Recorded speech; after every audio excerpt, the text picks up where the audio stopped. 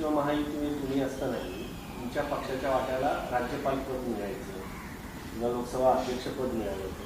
आता त्या पद्धतीने सध्याच्या महाराष्ट्रातील एनडीएच्या घटक पक्षांना एनसीपी शिवसेने गटाला देखील कुठलंही राज्यपाल पद किंवा केंद्रात इतर लाभ मिळताना पाहायला मिळेल. नाही, पण मला असं कोणीतरी सांगितलं की त्यांना 4 देशांतलं हाय कमिशनर पद मिळत आहे, अँबॅसेडर्स. म्हणजे ते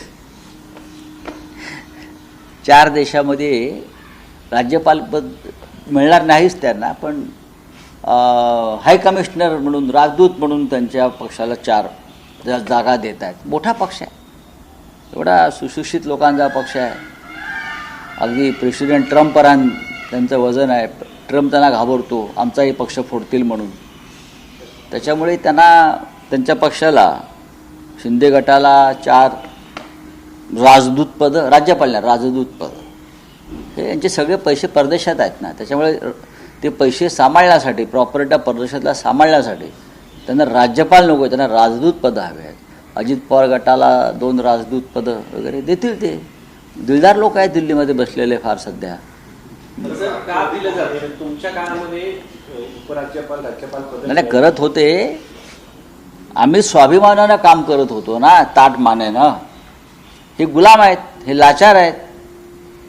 यांचे पक्षच अमित शहाने स्थापन केलेले आहेत ना. आमचा पक्ष बाळासाहेब ठाकरेंचा पक्ष आहे. बाकी मग यांचे जे पक्ष आहेत, अजित पवार गट, शिंदे गट, हे अमित शहाचे पक्ष आहेत. ही अमित शहाची अंगवस्त्र आहेत. अंगवस्त्राचा अर्थ कळतो का? समजून घ्या. ही अमित शहाची अंगवस्त्र आहेत हे 2 पक्ष म्हणजे. हां, त्याच्यामुळे ते त्या पद्धतीनंच वागणार ना. हां, सर, दरम्यान आता राष्ट्रवादी एकत्र येण्याची चर्चा जर सुरू आहे, त्या पूर्णपणे चुकीच्या आहेत. त्या पूर्णपणे चुकीच्या आहेत. त्या भारतीय जनता पक्षाकडून जाणीवपूर्वक या सगळ्या गोष्टींचा अपप्रचार केला जातो असं माझं मत आहे. मी वारंवार सांगितलं आहे. माननीय शरद पवार साहेब असतील, माननीय सुप्रियाताई सुळे असतील, जयंतराव पाटील असतील, शशिकांतराव शिंदे असतील, सगळे त्या पक्षाचे प्रमुख नेते आहेत, रोहित पवार आहेत, हे सगळे ठाम आहेत. माझं अनेकदा त्यांच्याशी बोलणं होतं. परवा जयंतराव पाटलांशी माझं बोलणं झालं, सुप्रियाताईशी, पवारसाहेबाशी होतच असतं आमचं. हे सगळे ठाम आहेत आपापल्या भूमिकांवर, कोणी कुठे जात नाहीत. शरद पवार यांच्या नेतृत्वाखालचा राष्ट्रवादी काँग्रेस पक्ष मूळ अमित शहांचा नाही, तो वेगळा आहे. हे महाविकास आघाडीतले एक महत्त्वाचे घटक आहेत.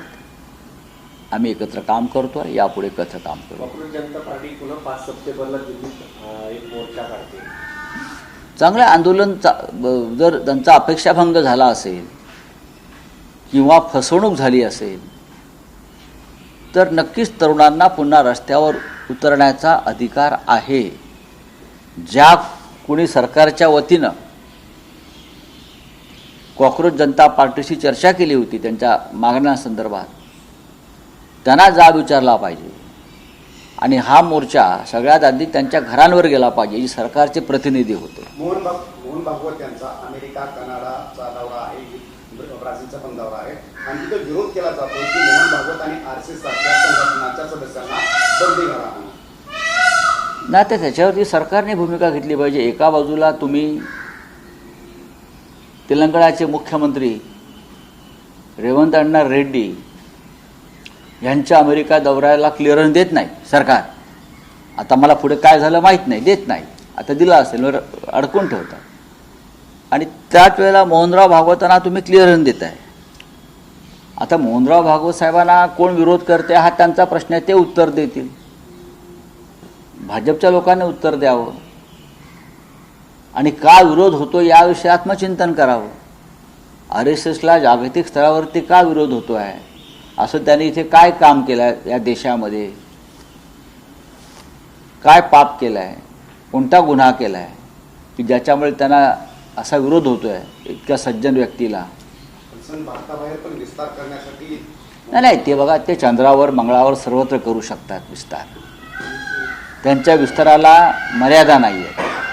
बरं, त्यांच्या विस्ताराला मर्यादा का नाही. भारतात त्यांच्या ओव्हरसीज बँका आहेत. RSS भारतात रजिस्टर संस्था नाही, पण परदेशात आहे. आता ते चंद्रावर मंगळावर यानं वगैरे सोडतायत मोदी, त्या यानामध्ये बसून RSSचे प्रचारक पाठवतील ते वर, त्याला काय झालं आहे? हां, देशातील 11 विमानतळ खासगी कंपन्यांकडे दिली जाणार आहेत. नव्यानं तयार झालेली काशी वगैरे ही विमानतळ. बरं, सरकार चालवू शकत नाही ना, सरकारने खर्च करायचा आणि मग खाजगी कंपन्यांना विकायचं. या कंपन्या त्यांच्याच नातेवाईकांच्या आहेत, गौतम अडाणींच्या आहेत, आणि नवीन नवीन विमानं बांधायची आणि खाजगी लोकांना संपत्ती विकून टाकायची. जनतेची संपत्ती, पब्लिक प्रॉपर्टी, अशा तऱ्हेने त्याचा विनियोग करणं हा देशद्रोह आहे. या लोकांना कळत नाही आहे. त्यांना वाटतं हीच राष्ट्रभक्ती आहे. देश विकणं ही त्यांच्यासाठी राष्ट्रभक्ती आहे. कशा करता मग विमानतळं बनवून तुम्ही चालवताय? वाराणसीचं विमानतळ, ज्या भागाचं प्रतिनिधित्व संसदेमध्ये मोदी करतायत, ते जर तुम्हाला चालवता येत नसेल आणि त्यासाठी तुम्ही एखादा बाहेरचा माणूस उद्योगपती आणताय, हे मोदींचं अपयश आहे, सरकारचं अपयश आहे. निदान काशीचं विमानतळ तरी सरकारने चालवावं. आदिवासींबद्दल तुम्ही प्रश्न उपस्थित केला, त्या ठिकाणी तुम्ही किंवा उद्धव ठाकरे, आदित्य ठाकरे तुम्ही भेट देणार आहे त्या विषयात? बघा, मी इथून गेल्यावर त्या विषयामध्ये गांभीर्यानं लक्ष घालणार. मी पत्र लिहिणार नाही, मी जागेवर जाणार. आदित्य साहेबांशी पण बोलेन मी त्या विषयावर, उद्धवजीशी बोलेन त्या विषयावर. हा विषय मी सातत्यानं मांडतो आहे. आता 8 दिवसापूर्वीच मी संपूर्ण बारामतीपर्यंत, हडसर ते बारामती त्या दरम्यान अनेक अशा प्रकारच्या संस्थांना भेटी दिल्या मी. आमचं काम चालू आहे. पण यात आता राहुलजींनी लक्ष घातलेलं आहे. आता पाहूया आदिवासींविषयी किती प्रेम आहे आमच्या मुख्यमंत्र्यांना. बोलिये हिंदी में. साखर 10 रुपयाला चहा होता, आता तो 15 रुपयाला झाला साखर. मग आता मोदी सांगतील चहा पिऊ नका, अमित शहा सांगतील चहा पिऊ नका, काही करू शकतात. हे चहा सोडा सांगतील ना. चहा हे गुलामीचं लक्षण आहे सांगतील. चहा पिणं हा देशद्रोह आहे बोलतील. पार्लमेंटला सुद्धा चहा बंद करतील लवकरच ते. चहा प्यायचा नाही, देशद्रोह आहे. हे करू शकतात तसं. चहा मागला, चहा पिऊ नका बरं का. आम्ही रात्री काय प्यायचं ते पिऊ, पण जनतेने चहा प्यायचा नाही, अशा प्रकारचा एखादा अध्यादेश येऊ शकतो.